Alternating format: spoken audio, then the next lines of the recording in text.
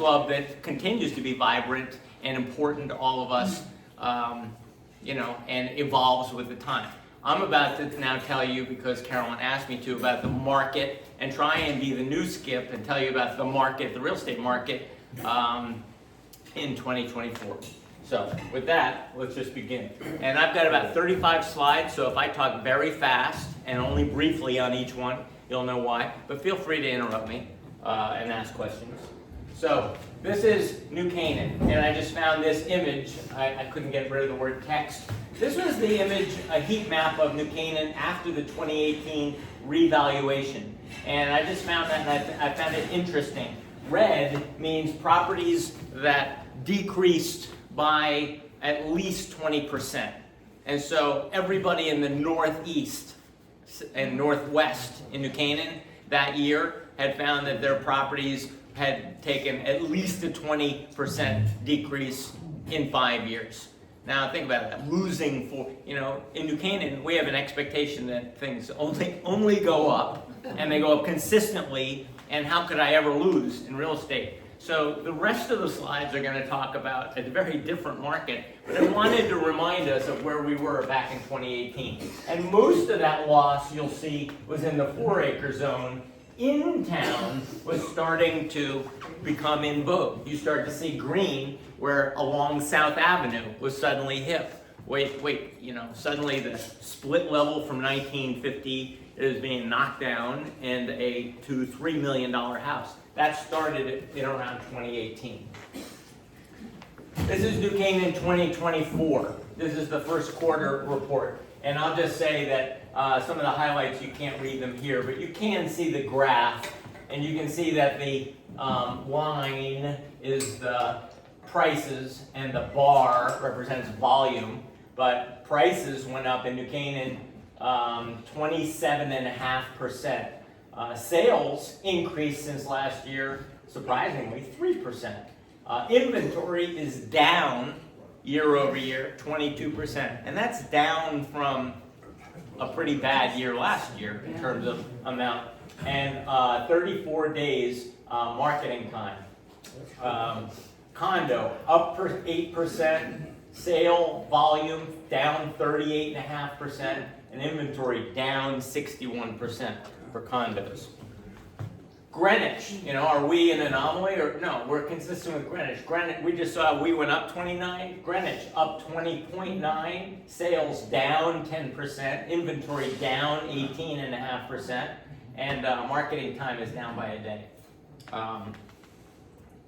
Fairfield and Westchester counties getting even further out. You start to see Fairfield on the left, Westchester on the right, and you start to see that in Fairfield County, number of sales is the bar graph.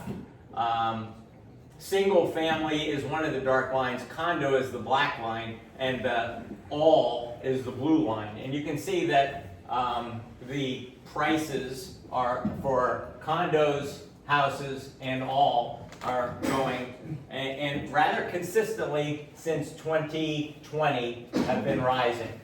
The bounce is seasonality. We still have seasonality in our market. The spring market is twice as big as the fall market.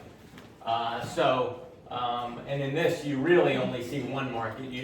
You're one market per year, the big spring market. But I will say that there has historically been a half-size fall market. Westchester, you also see the line is moving a little bit differently. You're not seeing, where is it? Single family is the black line, and 2 to 4 family, which is more of a phenomenon in Westchester County, is the pink line. So you're starting to see 2 to 4 family rise with the greatest rise in the last couple of years in Westchester. Westchester negotiability. What does that mean?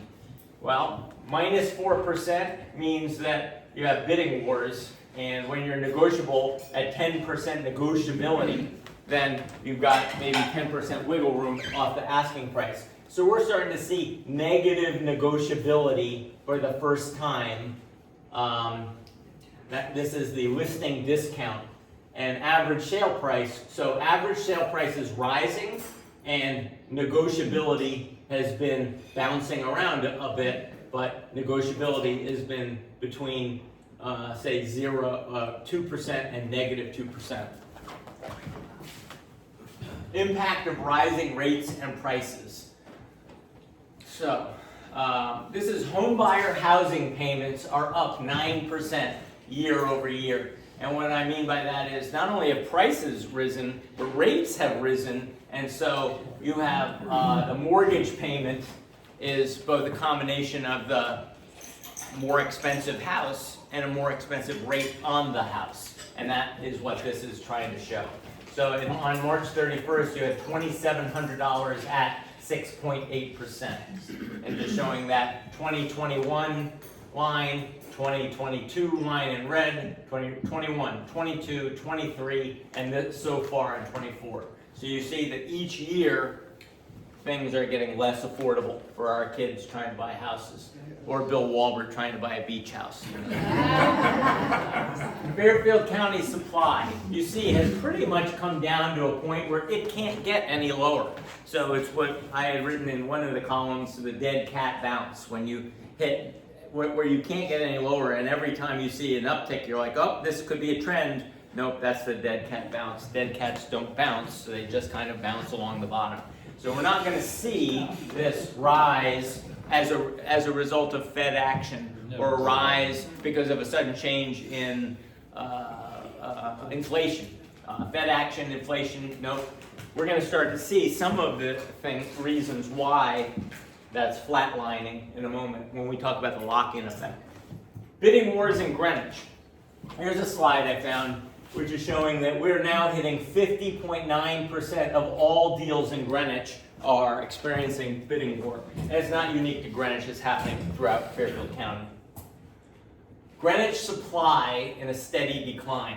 So this shows 2018, 2019, 2017, all around here, and then in 2020, and then 21, 22, 23, and so far in 24.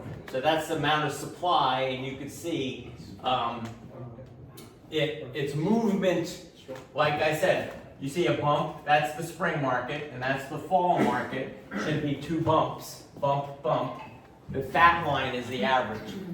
And yet, so that also tells me that we're seeing less seasonality, right? This isn't too pronounced bumps, but you're starting, like it is back in 2019, you're starting to see less bumps, which means less seasonality. So that's the second takeaway from that chart. Greenwich sales volume and supply. So number of sales is the bar, and listing inventory is the line. So as the listing inventory has come down, you're starting to see the number of sales has come down with it, which is what we'd expect. New Canaan negotiability, same thing. We've had 2% to -4% since December of second quarter 22. So that's the bottom. Second quarter 2022 is when you have the most frantic amount of bidding wars and no negotiability, -4% negotiability. New Canaan prices rising. So average sales price is the red line. Number of sales has gone down. Number of sales is not because of price. Number of sales has gone down because there's no supply.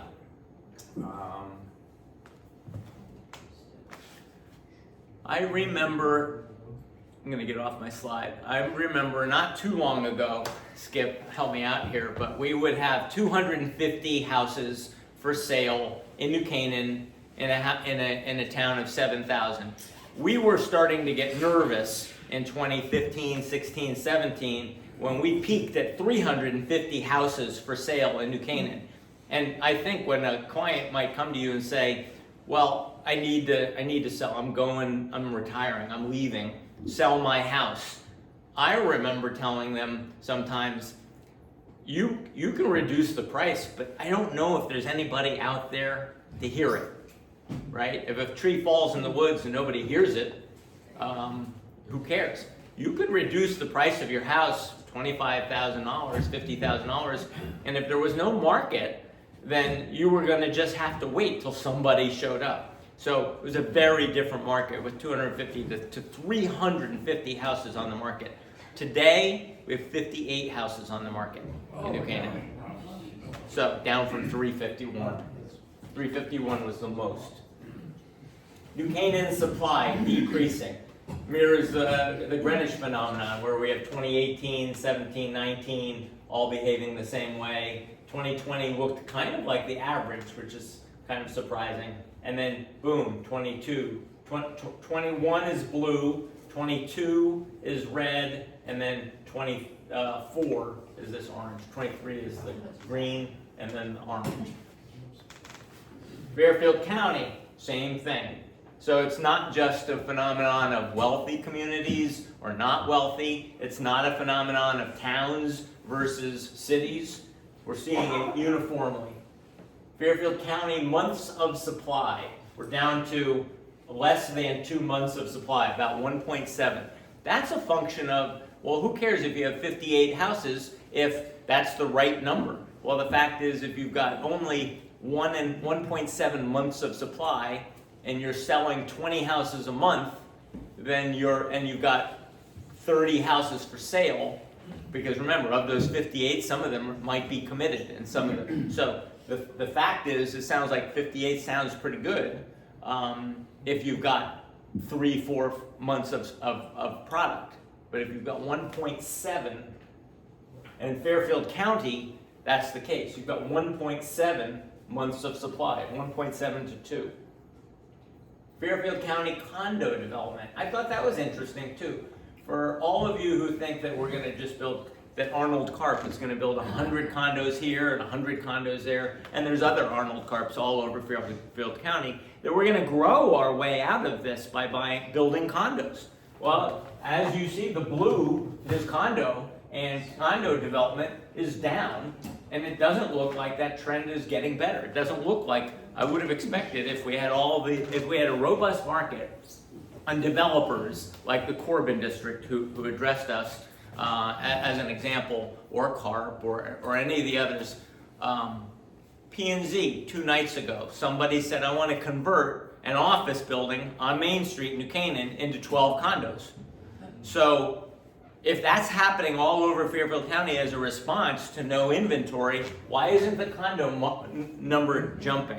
Maybe it's because of P&Z not approving them fast enough. Maybe it's because they can't make money, so they're not asking fast enough. What's the red and the blue? I mean, they're two different. Single family is red, condo is blue. Got it, thank you. And that does not include rentals, however. That does not include rentals. That's condo development, yeah. That's Fairfield County listing inventory by property type. Okay.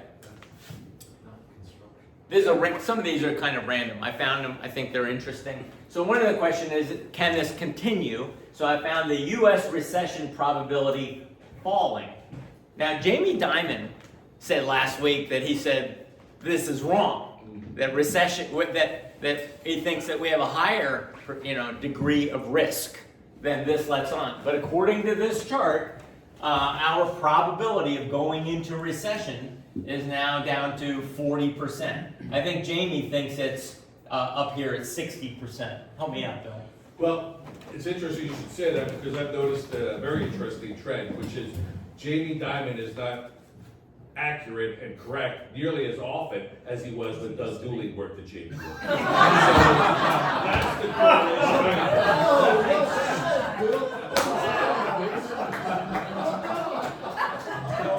Remember, this is going online. Bill Goldberg. So, Doug Dooley, are we going into recession? Jamie has been much more cautious about the outlook for the last couple of years than it's turned out. I think he is guiding an enormous enterprise, and he's making sure that nobody there gets carried away with too much optimism. And he doesn't like Bitcoin and never will. Something like that, too? Yeah. Bitcoin, Skip, that's phony money.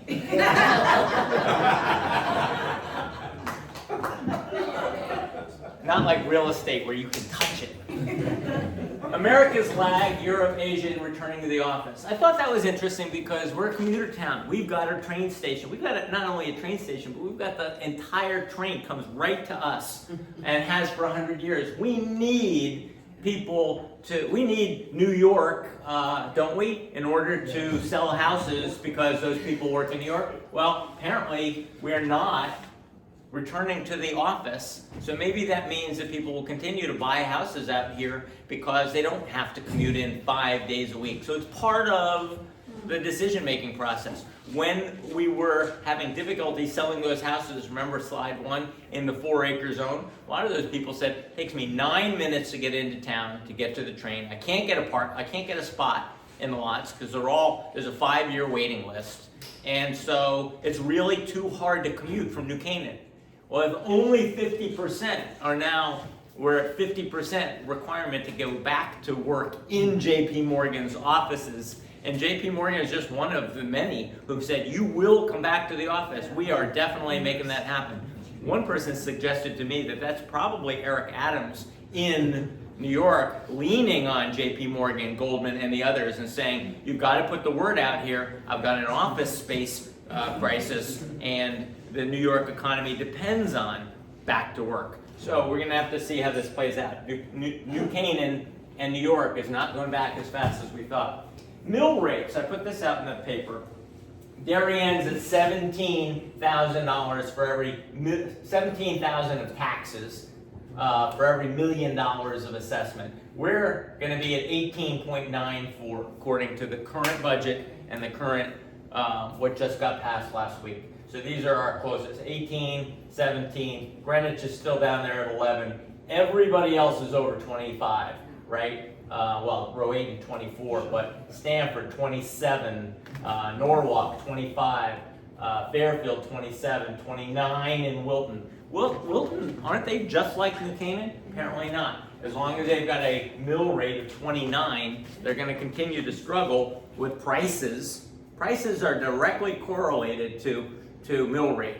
Make no mistake. So if prices are going to be, if mill rates are going to be 29,000 per million, then you're going to find that prices in Wilton are going to be 40% lower than they are in New Canaan, even though on paper.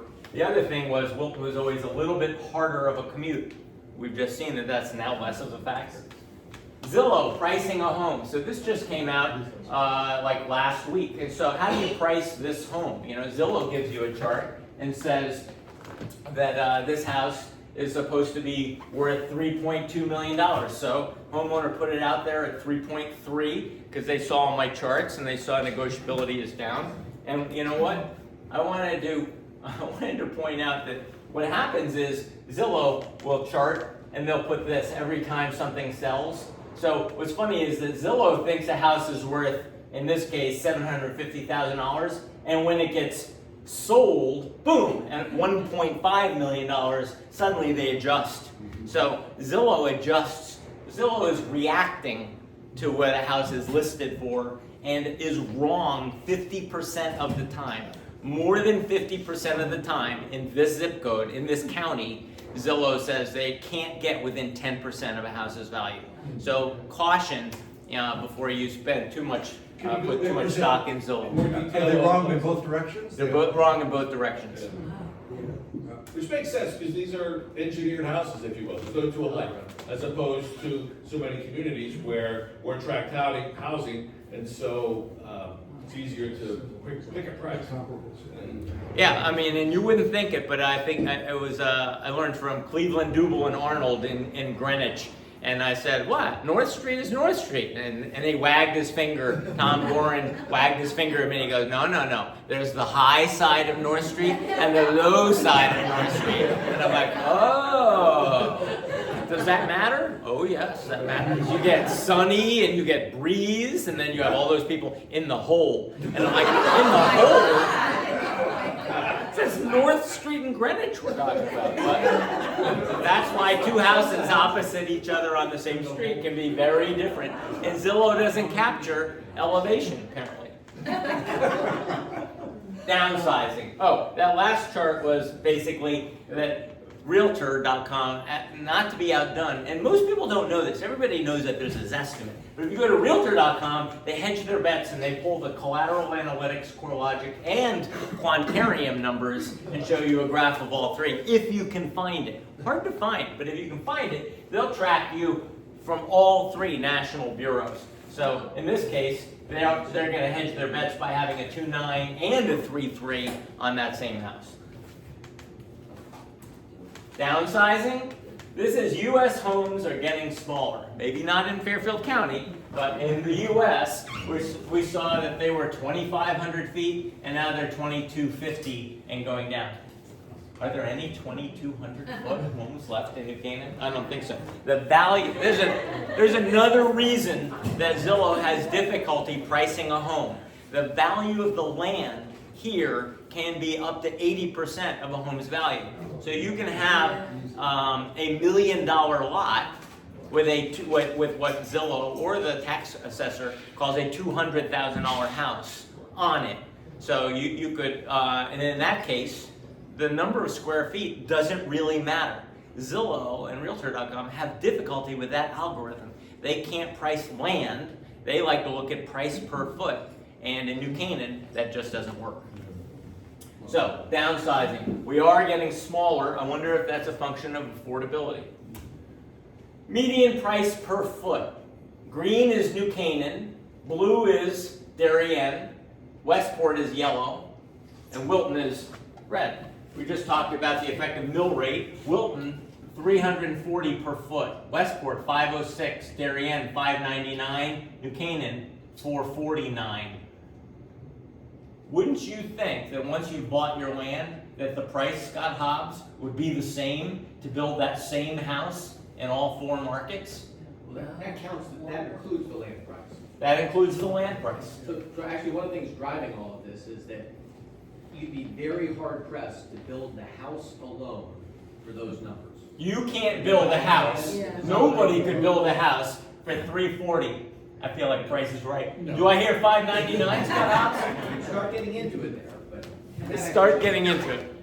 So exclusive, and that's probably why on the Affordable Housing Committee you're having such a tough time saying, even the Affordable Housing Committee has been quoted as saying, even if you gave us the land, we don't have, if you gave us the land, it would cost us $500,000 per unit. somewhere between 500 and 600 even. 500,000 and 600,000 per unit to build, but that's a different discussion. Closed sales. I don't think it could get much lower than this. You see Wilton in red, Wilton, New Canaan, and Darien are in red. Westport's a little bit bigger. And so what's interesting is that they are having more sales up in Westport than the rest of us. We are a town of 20,000. Darien's a town of 20,000. Westport's a town of 25,000. And so they're only a little bit bigger than us. That line should be, if they're behaving like us, it should be a little bit higher than Darien and New Canaan, not so much so. So they seem to be having a more robust market, even though they have all the same challenges. And that's single-family homes, John? Yes, these are single-family homes. New listings, same thing. 446 in Westport is nearly double the 247 of Darien, and yet the town isn't that much bigger. So just interesting to compare us against our peer group. New Canaan, March numbers. Average price a year ago was $1,792,000 median. Now it's 2.256. 2.2 median house, up 25%. Average only went up 4%. So what does that tell us? When the average goes up to 2.2, median goes up to 2.2, average was so much higher last year. That's the difference. Average was 2.1 on the strength of a couple more large sales. So last year.